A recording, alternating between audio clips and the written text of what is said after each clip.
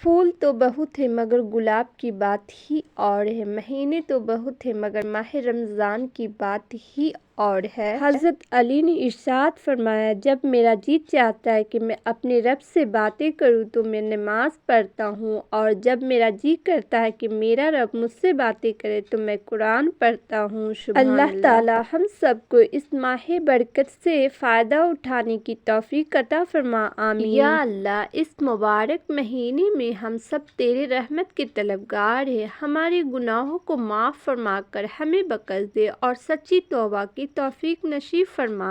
رمضان المبارک کے جانے کے بعد بھی ہم گناہوں کی دنیا میں واپس نہ پلٹ جائیں، آمین۔ اے ماہ رمضان، آہستہ چل، اب بھی کافی کر چکانا ہے، اللہ کو کرنا ہے راضی اور گناہوں کو بخشوانا ہے۔ کچھ خواب ہیں جن کو لکھانا ہے اور تعبیر کو پانا ہے، اپنی کچھ نگاہوں میں خوشیوں کے دیپ جلانا ہے، کچھ توبہ کرنا باقی ہے اور رب کو ہم نے منانا ہے، جنت کا کرنا ہے سودا، جہنم سے خود کو بچانا۔ اے ماہ رمضان، آہستہ چل۔